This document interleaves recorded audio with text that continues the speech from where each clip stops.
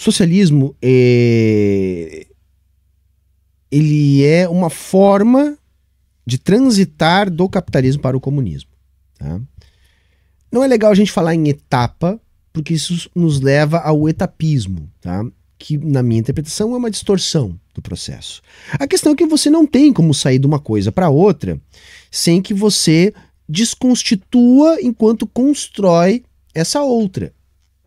Este processo de desconstituição do capitalismo e constituição do comunismo é o socialismo. Então, não vamos entender como etapas, estanques, vamos entender como um processo.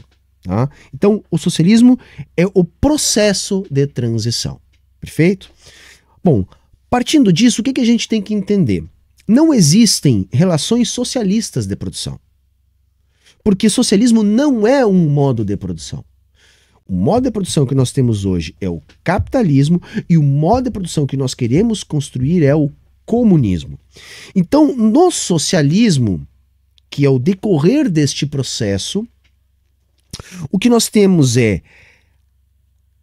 a destruição das relações capitalistas de produção e construção das relações comunistas de produção.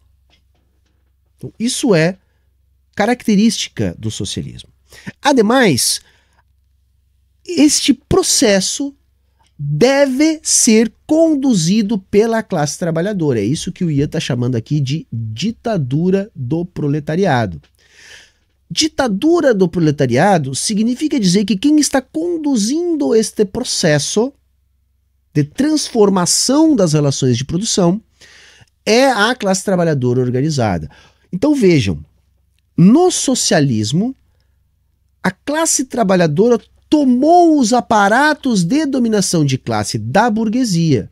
E isso acontece a partir da Revolução Proletária. Por isso que todo o socialismo nasce de um processo revolucionário, necessariamente. Por quê? Porque fora do processo revolucionário, o que existe na democracia burguesa é um processo que impede a classe trabalhadora de ascender ao poder. O que eu quero dizer? No capitalismo, a classe trabalhadora é impedida de estar no controle do Estado. Por quê? Porque o Estado é um aparato de dominação de classe. Se a classe trabalhadora estiver no controle do Estado, significa que este aparato de dominação de classe há de ser usado para controlar a classe burguesa. Ou seja, isso é o exato oposto, tá, do que é o Estado burguês. O Estado burguês existe para controlar a classe trabalhadora. É uma ferramenta da classe burguesa. Desse modo, é impossível, tá? É impossível de a classe trabalhadora assumir o controle do Estado. O melhor exemplo disso é Salvador Allende no Chile, tá? Que mesmo com um projeto bastante tímido de transformação socialista, foi morto, literalmente morto. Jogaram bombas no palácio para evitar que ele continuasse seu projeto. É assim que a burguesia lida, no limite, com a ascensão da classe trabalhadora dentro da democracia burguesa. Então nós temos alguns pontos aí para entender o socialismo. Primeiro, ele é o processo de transição. Processo este que só pode ser iniciado a partir de uma revolução. Porque a classe trabalhadora tem que conduzir este processo, ou seja, ela tem que controlar o Estado. E a classe trabalhadora só vai controlar o Estado depois de vencer a burguesia em um processo revolucionário. O comunismo, por sua vez, depende de algo que aconteceu com o capitalismo. Ele precisa que esta lógica socialista se globalize, tal qual como aconteceu com o capitalismo. Houve a globalização das relações de produção baseadas na propriedade privada, no trabalho assalariado.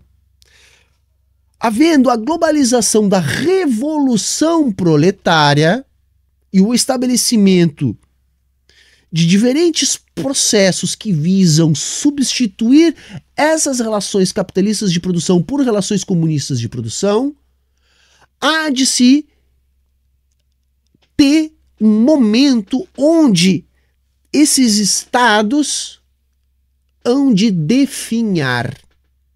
Eles hão de perder a sua necessidade, a sua serventia. Porque, vejam, o Estado serve para dominar uma classe. No caso do socialismo, para conter a sanha da burguesia expropriada de voltar ao poder, de interromper este processo. Quanto mais isso fica difícil, menos aparatos de dominação de classe são necessários. Quanto mais a gente subverte as relações de produção, eliminando relações capitalistas de produção e construindo relações comunistas de produção, menos necessidade de Estado. A necessidade do Estado está em garantir a propriedade. Quanto menos a nossa produção depender da propriedade, menos nós vamos necessitar de aparatos de dominação, de aparatos de defesa da propriedade, menos nós vamos precisar de Estado. Então, tendencialmente, o Estado há de definhar conforme cresçam as experiências socialistas. No comunismo, nós teremos a superação das relações capitalistas de produção. A eliminação das relações capitalistas de produção, portanto, a eliminação da propriedade privada e, portanto, a não necessidade mais de existência do Estado, que estará fadado a desaparecer por completo. Sendo a organização livre entre os trabalhadores a responsável, tá, por produzir a materialidade necessária à vida. Eu gosto tanto de falar disso, eu acredito tanto, eu tenho tanta certeza disso. Eu não sei se eu consigo transparecer para vocês, tá? O quão essa teoria é libertadora. Essa teoria é muito libertadora. O quão essa verdade é potente. Sabe por que isso? Ou a destruição do planeta, a destruição da espécie humana, essa coisa maravilhosa capaz de criar tantas coisas fantásticas. E mesmo diante de tanta capacidade, a gente está aí há, sei lá, 300 anos presos nessa lógica de produção que, embora desenvolva tecnologia, é altamente danosa para a sociedade como um todo, porque ela nos joga uns contra os outros, nos desumaniza, insere em seres sociais uma lógica individualista que está nos levando à extinção. E por isso que eu falo com tanta paixão sobre isso. Porque essa é a verdade mais importante que pode existir para a classe trabalhadora.